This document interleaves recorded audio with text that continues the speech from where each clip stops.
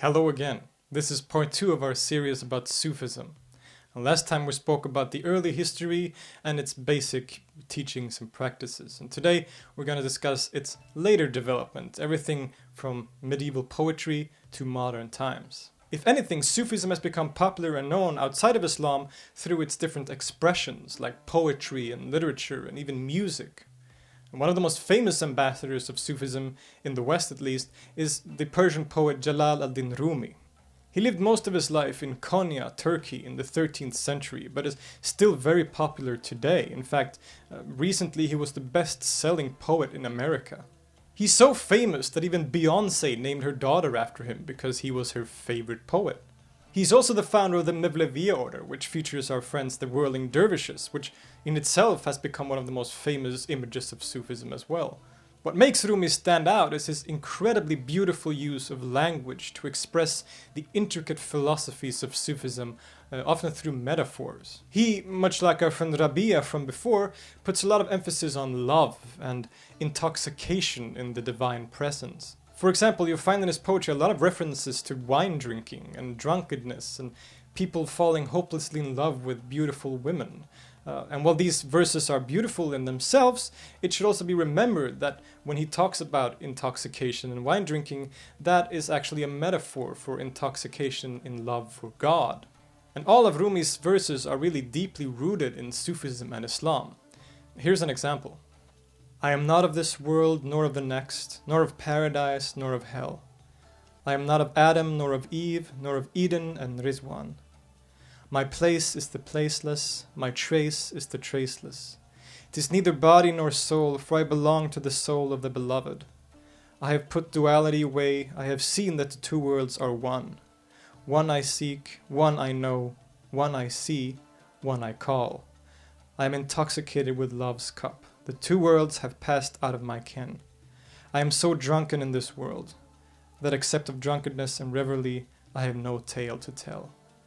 In this verse, he expresses both intoxication and love for God, but also a hint or indication of a unity and connection between creator and created.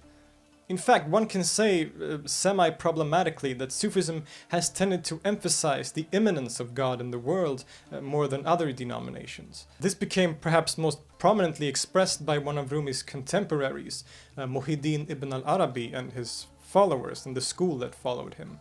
In what became later known as Wahadat al-Wujud, or the unity of being, Ibn Arabi presents a cosmology where in terms of being or wujud, God is actually everything that exists and the world are his manifestations.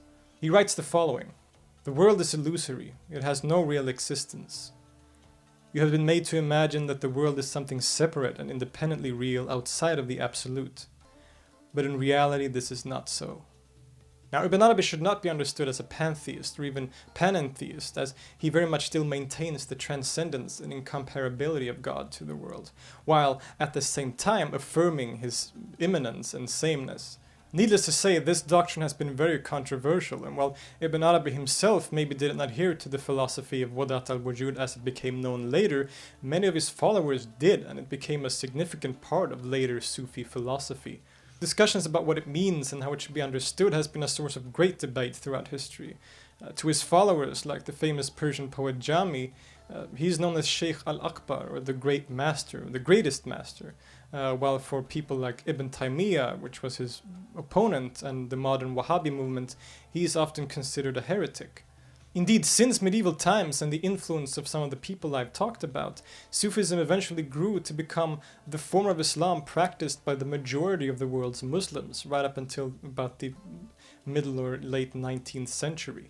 And in some parts of the world it still holds this position. For example, in Senegal, in which 92% of the population is Muslim, 95% of those Muslims belong to a Sufi brotherhood or order. In other words, Sufism is certainly not a small sect of Islam, as some people tend to believe. Generally speaking, there are a lot of misunderstandings about Sufism, both in the non-Muslim and Muslim world. As a result of some let's say, liberal translations of Rumi's work, for example, many people have come to believe that Sufism is something separated from Islam and some form of general spirituality. But when we consider its history, we can clearly see that its teachings are firmly rooted in Islam, and that the poetry of Rumi, for example, is often based on the Quran or the Hadith. With that said, within the limits of Islam, Sufism has evolved in many different directions and taken on many forms throughout history. It isn't just a tradition consisting of ascetic individuals living in poverty. It's been practiced by kings, landowners, military personnel, and people from all walks of life.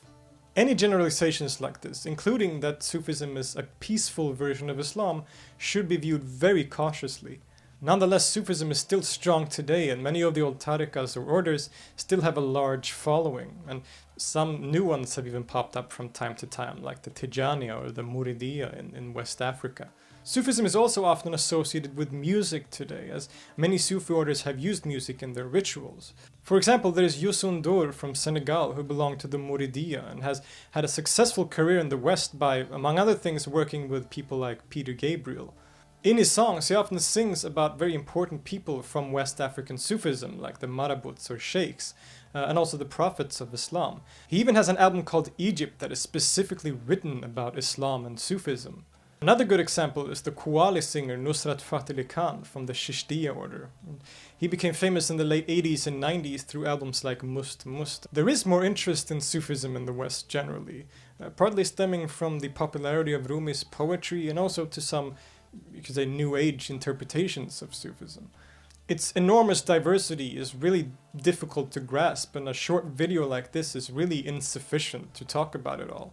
But with its increased presence in Europe and North America, and unfortunately also some news coverage about violence committed against Sufis, like the mosque attack in Egypt back in November, it seems relevant that we try to understand its complex history and different expressions. After all, things are rarely, very rarely, as simple as we like to believe. I'll see you next time.